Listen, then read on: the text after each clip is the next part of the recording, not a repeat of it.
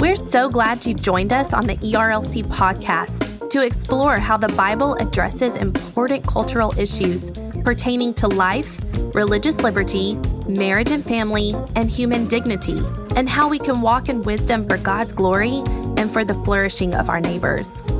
If you're enjoying this podcast and find it helpful, please leave a review wherever you listen. This will help more people find and benefit from what we're learning together. We are grateful for the time you take to join us for these conversations.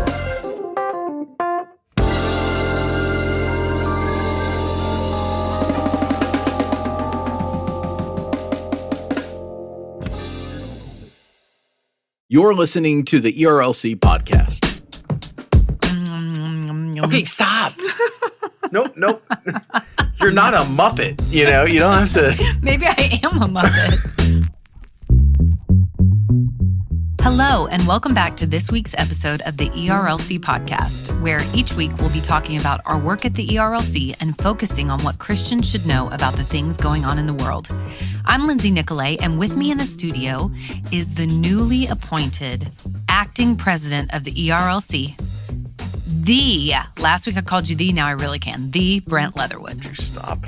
Hello, everybody. It's a joy to be back with you once again and be here sitting across from my colleague, Lindsay Nicolay. Should I tell our listeners that you now require all of us to call you President Leatherwood? Okay. See, we're the Ethics and Religious Liberty Commission, which means we should strive, even in our fallenness, to always tell the truth. And that is not accurate. So Brent is obviously embarrassed that I have mentioned this at the beginning of our podcast. In truth, though, we are all very thrilled. We're thankful that Brent is able to be at the helm. The trustees, this past week, we had our meeting and appointed him as the acting president. And we are thankful. We're thankful that God put you in this position for this time, Brent. And you didn't pay me to say that. Yeah, I was going to say, how do I know that's legitimate? I mean, because, now there's like this, this thing because I'm now in this position. And so like, I'm saying nice things about maybe you. Have to say nice things about find out. See, before when you said it was like, oh, okay, that's genuine. Now, I don't know. Now I got some doubt. It's genuine. We're all thankful for Brent Leatherwood. And speaking of our trustee meeting, I had the privilege of sharing about the type of content that we've been doing over the last year. So let's go ahead and get started and look at what the ERLC has been talking about this week. First up, I want to start with an article that highlights an announcement made to our Board of Trustees this week. This is by Jason Thacker, and it's titled, How Can Christians Navigate the Digital Public Square? Introducing a new ERLC research project on ethics and religion for a technological society. We are thrilled about this. Jason has done a ton of hard work to get all of the pieces moving and put into place here. And I just want to read a little bit to you about what this project is going to do.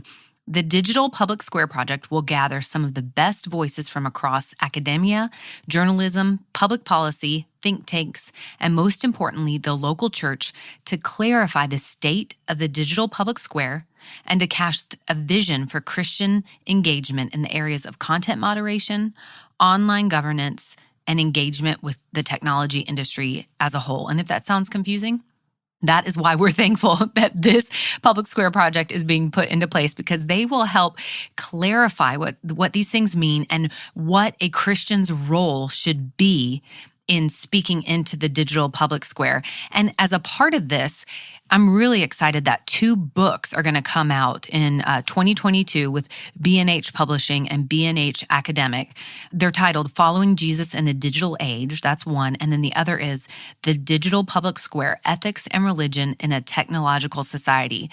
I've had a chance to look at the contents of Following Jesus in a Digital Age, actually the table of contents, and it just looks so great and so helpful for us as believers who maybe aren't up with all this technology speak and aren't sure of our place or where we should be involved. And this really is going to spell it out and going to be written in a way that we can understand and figure out what our role to play is in social media and the digital public square and how we can glorify God through it. Well, as I told the trustees at the meeting about Jason, who is incredibly gifted and incredibly humble, Jason has quickly carved out a role as being the leading voice in evangelicalism on technology and ethics, and he is just a great member of the team. Need to make sure and check out. He actually has his own podcast, The Weekly Tech, that comes out every Monday, and he provides his kind of thoughts on things and interviews folks. It's a great podcast. But what a moment for this to be released, right? So just broadly, technology, the internet has essentially upended culture over the last several decades. But then, like, even this week, the Wall Street Journal has revealed, after obtaining private memos from within Facebook, about just some of the information that the staff there at Facebook knows about the ways that interacting with their platforms is changing and is affecting people's mindset, is affecting their own understanding of like their body image and whatnot, the harm it is doing to people. And I mean, it's crazy. It's something like Instagram. Instagram is shown to be apparently very toxic for teens, and in particular, young teen girls. And they've known about this for years after conducting studies on Instagram users. And I am just so thankful that we now are going to have a project that is entering into this space to A, help Christians think about how to utilize emerging technologies in a God-honoring way.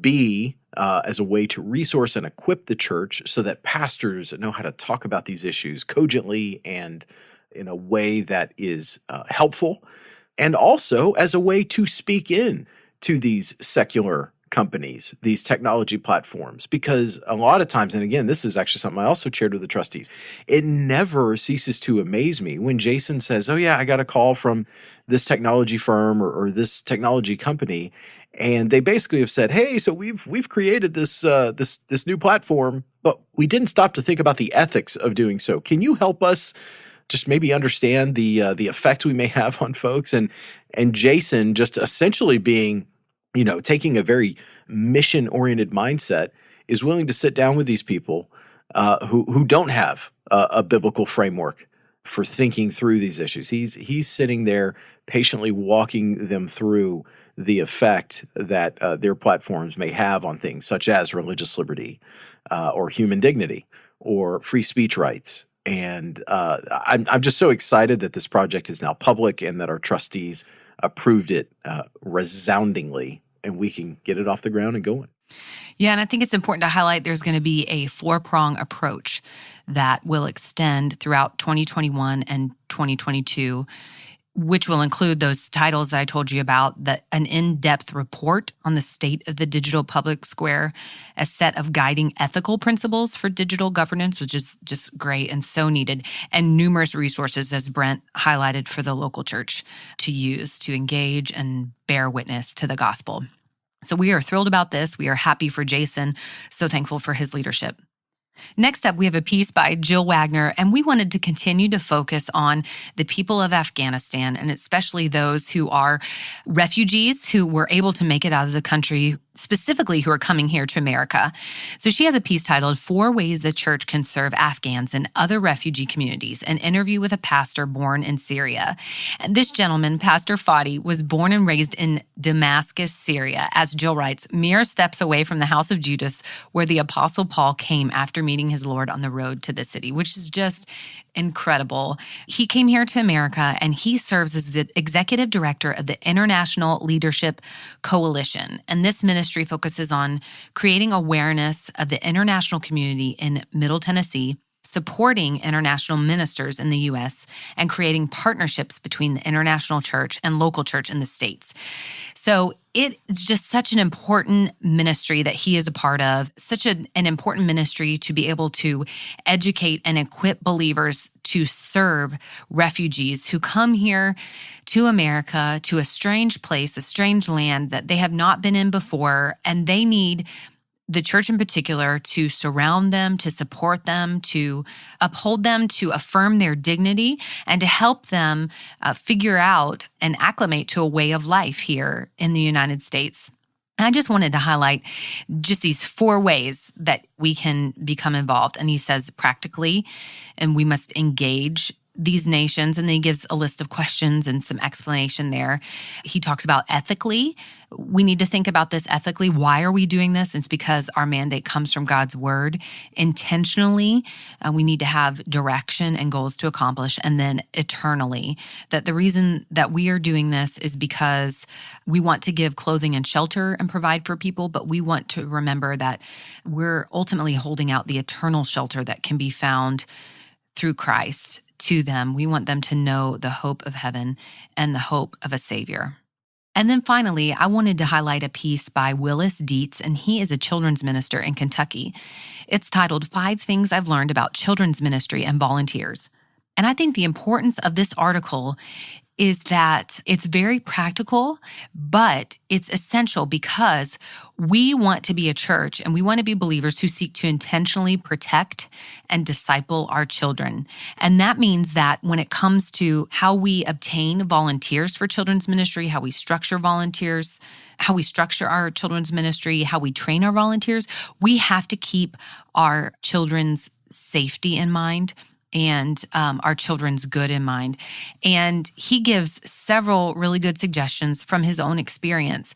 But what I really wanted to highlight is that anytime you're getting volunteers for children's ministry, you need to get the right volunteers. And this means that you vet these volunteers properly so that you are entrusting your children the best that you can to people that they will be safe with. And I just wanted to plug our Caring Well initiative, training resource, free training resource for your church staff, for your volunteers, to be able to train them in how to make your church safe for survivors of abuse and safe from abuse. And there are steps, practical steps that we go through in there. We point you to resources that you will need. This is not just something that we need to be willy-nilly about, but something that we need to take very seriously. And we have worked hard through here at the SBC and here at the ERLC to make sure that we can thoroughly equip our churches to be safe places. Well, I'm so glad that Jill did that interview that you highlighted with Pastor Fadi Al-Hagal. He is a pastor at Brentwood Baptist, which is my church. And so little hometown cred there, and really appreciate Jill doing that. And just, Fadi is an amazing member of the team at BBC, and his perspective within the international ministry that BBC does is just, gosh, it's so good. And it really has helped the church understand folks that are coming in. And Nashville is such a fast growing city that in many ways the nations are coming here. And to have someone like him on staff and someone just, who is within the SBC that is a learned voice on these issues that we can turn to and get guidance and wisdom from him. That's just great. And so I'm glad we have this resource. And then the item that you mentioned from Mr. Dietz, once again, abuse is in the news. We're getting ready to talk about that in the culture section. It is certainly something that the church should confront and the church should prepare for, and taking these kinds of steps to make sure that the folks who particularly are in our children's ministry areas are vetted and are prepared and know what to look out for in case some sort of vulnerable situation were to occur, try and prevent those, and how to react if those do occur. We've got to keep making sure that this stays at the forefront of the minds of pastors and ministry leaders. Well, to quote one of our former colleagues, that's exactly right, Brent. And that's why we're thankful to be able to continue to provide these resources for free to help the church to keep people safe, to remove stumbling blocks for the gospel. We want people to be in a place where they can safely hear the gospel and hear the good news of Jesus Christ. And we want the church to be a refuge for people. And we want to be able to do our work and our ministry well within the church and within the SBC. And so that's why we provide so many of the resources that we do. We have several other great resources on our site this week, but for now, that's your look at what's happening on ERLC.com. Well, while we were at the trustee meeting in a a hotel for a couple of days, when you're in the midst of those meetings, it seems like the world kind of stops. You don't know what day it is when you resurface or what's been going on in the world. So let's move into our culture section this week. Brent, tell us what's been going on. Right. So since we just talked about ways to prevent abuse, it would make sense to start there because there was a big cultural moment this week that happened on Capitol Hill in the U.S. Senate, and that involves several Olympic gymnasts who testified in front of the U.S. Senate about the FBI's failure to investigate the abuse that took place under Larry Nassar. So we'll get into it there with CNN providing this story. Olympic gymnasts Michaela Maroney and Simone Biles ripped the FBI and the Justice Department in Senate testimony Wednesday for how FBI agents mishandled abuse allegations brought against Larry Nassar and then made false statements in the fallout from the botched investigation. Quote, they allowed a child molester to go free for more than a year, and this inaction directly allowed Nassar's abuse to continue, Maroney told the Senate Judiciary Committee after recounting vivid details she provided the agent interviewing her about Nassar's abuse. Quote, what is the point of reporting abuse if our own FBI agents are going to take it upon themselves to bury that report in a drawer, she added. Maroney and Biles were joined by gymnasts Maggie Nichols and Allie Raceman, who were also among the hundreds of athletes assaulted by Nassar, the former USA gymnastics team doctor who is now serving a several decades prison sentence. At one point, Simone Biles, in the gripping testimony that she provided, she called out the name of Rachel Denhollander, who is also a survivor. She's a former gymnast, and she is an attorney out of Louisville that has been one of the foremost advocates for combating abuse and for our context, trying to call the church's attention to the scourge of abuse. As a matter of fact, a few years ago, some of our audience may remember that our former president, Dr. Moore, interviewed Rachel Denhollander on the stage at our Caring Well conference. And Simone Biles said, to quote Rachel Denhollander, what is a little girl worth? Which is a point that Rachel has made throughout this situation. And so, once again, abuse is back in the headlines. People need to understand how serious this is and how we all need to commit to ending it. Yeah, Rachel, I wanted to highlight that Rachel contributed to some of our Caring Well resources as well, which just shows you that we have an expert, an attorney, an expert in this subject, a victim who was involved in this, and a brave woman involved in these resources. And so I think they will be of great benefit to many, many churches. It's just sad. It's sad that the FBI that's tasked with carrying out justice throughout our government would drop the ball on this. And, I don't know all the details, but it just abuse, the ball should never be dropped on allegations of abuse. And just the sheer magnitude of the victims of Larry Nassar and the reporting that was happening and how it wasn't addressed in a way that would protect other young girls from having to be victims is just sad, and it just shouldn't be happening. That's right. And I should point out that since we're talking about Rachel, she was the first survivor to come out and let people know about the abuse that was happening with Larry Nassar. And so she started this, and she deserves credit for the courage that it took to come out and make it be known the wrong that was happening at Michigan State and with the Olympic system. And FBI Director Chris Wray, he was a part of these hearings, and he testified that he felt heartsick and furious once he learned the extent of the agency's failures. CNN goes on to report that still he painted the botch investigation as the product of individuals who betrayed the core duty that they have of protecting people rather than being reflective of the agency as a whole. So there's still very much a reckoning to come here. But this was certainly a story that dominated the headlines this week. Moving on to talk a little bit about coronavirus. This also comes to us from CNN. And it reports that we have passed a grim milestone. 1 in every 500 U.S. residents has now died of COVID-19. The story goes on to say this. As of Tuesday night, 663,913 people in the U.S. have died of COVID-19, according to the Johns Hopkins University data. And according to the U.S. Census Bureau, the U.S. population, as of April 2020, was 331 million people. It's a sobering toll that comes as hospitals in the U.S. are struggling to keep up with the volume of patients, and more children are grappling with the virus. In hopes of managing the spread and preventing more unnecessary deaths, officials are implementing mandates for vaccinations in workplaces and masking in schools.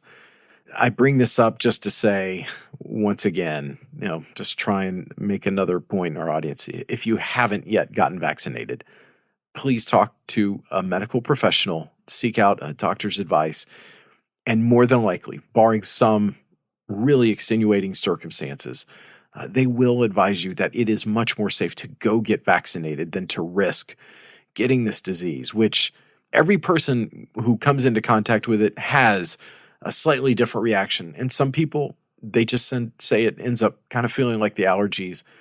Other people, it leads to, much more dire consequences. So it is a sad moment, though, to realize that many of our fellow citizens have passed because of this virus. And it's a number that a statistic that I don't think when the pandemic began that we would reach. I don't know what the estimates at the beginning were, like low hundreds of thousands, maybe. I don't remember, but we didn't think it would be like this. And so it is sad. I understand people that are genuinely hesitant about the vaccine just because of fears, because of misunderstanding. And so, as Brent said, there are resources to go to. There are people to talk to that can help allay those fears, talk people through many of the concerns and many of the questions. We've provided some resources that we were able to talk to experts, and they answered some of our questions. And so we're thankful to be able to do that. We're thankful for the vaccine. Yes, please seriously consider the vaccine.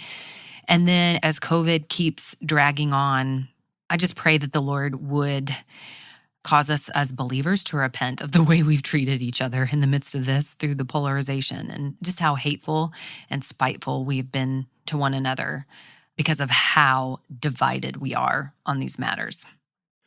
Elsewhere across the country, a big political story this week was the recall attempt in the state of California. This comes to us from NPR, and it states the attempt in California to recall Democratic Governor Gavin Newsom has failed, according to a call by the Associated Press, allowing the governor to stay in office until at least 2023. Newsom said on Tuesday night, "I am humbled and grateful to the millions and millions of Californians that exercise their fundamental right to vote," he said, speaking almost somberly to a group of reporters. "We have so much in common in our state that we give ourselves credit for," he added, expressing how difficult life has been for Californians during the pandemic. Getting the vote to the ballot took an unlikely synchronization of political fortune and Newsom's own missteps.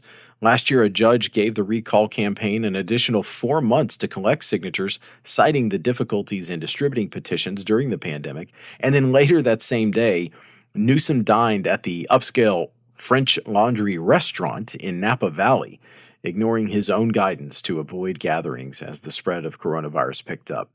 And look, throughout the pandemic, we certainly have had our own issues trying to relay guidance as it pertains to religious liberty to Governor Newsom's office.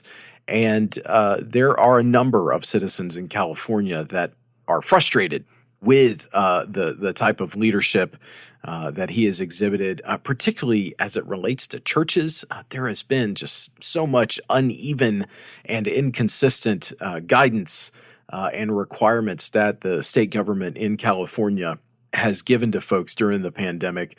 At one point, it just seemed like folks in Northern California in particular were just never going to be able to meet again as a church.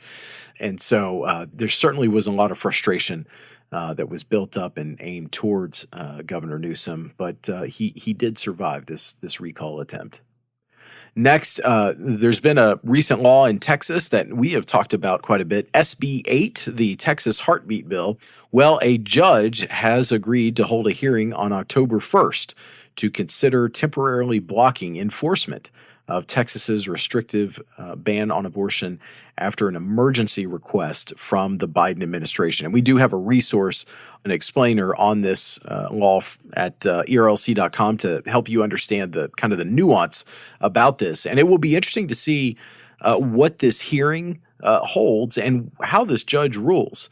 According to Axios, the hearing comes after the Department of Justice filed a lawsuit last week against Texas over the new law, which bans nearly all abortions and awards at least $10,000 to anyone who successfully sues a person that helps a pregnant, they say person, we acknowledge the biological reality, we say pregnant woman, have access to an abortion after 6 weeks. So this is certainly something we are going to be watching. All of this is happening, just as a reminder, right before oral arguments come in the Dobbs case before the Supreme Court, which many see, including us, as our best chance at potentially overturning Roe versus Wade and Planned Parenthood v. Casey. Which wouldn't that be exciting to see those overturned? This hearing on SB 8, important to point out that it's not surprising because, as many have said, it is a unique law in many ways, so challenges were expected. But at the same time, we can celebrate every day that more lives are saved and that these little lives are protected as early as 6 weeks, when many people don't even know that they're pregnant yet, but these little ones have heartbeats. So we rejoice in that, and we're watching and waiting, and we will see what comes of it. That's right. It's interesting. Pro-choice advocates out there, they are using that as like an argument against committed pro-lifers like us. And they're saying, well, many women don't even know they're pregnant at that point. And we're like, yes, that's exactly the point. Right. We're telling you that life matters, even if you don't know that life is necessarily within you yet. So, I mean, no, yes, we agree. And so it's always interesting. But this is certainly something that we will continue to monitor and keep you updated on here at the ERLC. Finally, we let off talking about the actions of our trustees. And one important development is, according to Baptist Press, the ERLC trustees have approved the profile for the next president. BP reports the trustees of the Southern Baptist Ethics and Religious Liberty Commission approved Tuesday night a candidate profile to guide the search for the entity's next president and initiated the process of receiving applications and recommendations for the office. The ERLC trustees endorsed without opposition a profile presented by the Presidential Search Committee that consists of 8 criteria a candidate must meet to fulfill the role of the commission's next head. The action occurred during the trustees' annual meeting, which concluded on Wednesday at the Opryland Resort. Information on how to apply for or recommend a candidate for the ERLC presidency, as well as the full candidate profile, may be accessed at erlc.com/presidential search. So we're really thankful that our trustees approved this and have now decided to move into the next phase, which is accepting nominations and resumes, and like a number of our pastors and church staff members out there understand all too well. This is a great step, and it's just one necessary step in a very long process towards identifying the proper candidate to fill this role that God is calling to. Yes, just the beginning. And will you read off those qualifications, just the bolded lines? I don't have the article in front of me. So in its own words, the profile approved by the ERLC trustees calls for the candidate to be 1, spiritually mature, 2, a faithful servant, 3, convictionally Southern Baptist, 4, appropriately educated, 5, an excellent communicator, 6, pastoral in heart, 7, an experienced leader, and 8, a proven unifier. Did you know that you were reading a description of yourself right now in the intro? Is that how you would have described yourself, Brent? No. Oh, well, we're thankful that. No, I am a lowly servant of Christ and chief amongst sinners. That's how I would describe myself. As we all should view ourselves, because that is the truth. And we are all just putting our pants on one leg at a time, as they say. So we are excited for the way that our trustees have stewarded this and will continue to. I have so much confidence in those who are a part of this search committee. and their walk with the Lord, and they're listening to the Lord's leading as they pray about this and receive nominations, applications. And so I'm excited to see who the Lord has for the future of the ERLC at the helm. I'm excited for who the Lord has right now, the staff that he has, the acting president that he has for now, because our work continues. And we're not just saying that because we are actually employed by the ERLC, but we're saying that because it's true. As you said, Brent, the oral arguments for the Dobbs case are coming up. There's always something going on that we need to be advocating for and educating believers about. And so we're thankful for this interim period, and we're thankful for what the future will look like. And we trust that it's all in the Lord's hands. That's right. So, Lindsay, that's your look at This Week in Culture. And now it's time for the Lunchroom, where we tell you what we're talking about with each other. I'll go ahead and start. And then, of course, Brent, you can follow as my faithful co-host. Well, I don't really have anything to recommend other than just not even really a story to tell. You may not even care about this, Brent, if you were sitting at the lunchroom table with me right now. In fact, you're just on your computer right now. I hope listeners know this. He's not even paying attention. But we went to the hotel this weekend for the trustee meeting. I thought it would be a great idea, since we were local, to bring my husband and 2 small kids, 2 and 8 months. And turns out 10 out of 10 would not recommend that unless you are Joseph and Palmer Williams, because they are so go with the flow. But my 2-year-old daughter is just all over the place and was so thrilled and amped up. She didn't take a nap. Turns out my kids can't sleep in the same room because they were waking one another up. And I rolled over in the night and I looked at my husband and I was like, whose brilliant idea was this? And of course it was mine. But I will tell you, it gave us a trial run for flying and going to Florida in October to visit family, just to know how much stuff you have to pack and bring along. But also I've turned into one of those parents that I didn't think I would be. And I bought a backpack leash for my 2-year-old and I used it at Opryland. And it's a game changer. You feel like people are judging you, but I don't really care because I don't want to lose my child and I don't trust people. So, but she can't run away when you're pulling her on a leash. It's terrible. I don't want to get any emails about that. I know that she's a human being full of dignity and worth, which is precisely why I wanted to put her on a backpack leash. Have you ever used one of those, Brent? He's not even paying attention to me, guys. No, I've never used one. I believe in human dignity. So do I. I want to protect my child. No, I've never used one, but believe me, there have been many times where I've just wanted to lasso Rhett with whatever I can to keep him from running off and running away and running wild. So, well, and also my 8-month-old is, well, we're in the middle of a pandemic. My 8-month-old is crawling. So he's crawling on this nasty, dirty carpet. My husband and I have a thing about not wearing our shoes in the house. He's crawling on, who knows what kind of people's shoes have been on that carpet. So he's crawling on that. And then my 2-year-old, in the midst of a pandemic, is licking everything, you know? And so it's disgusting.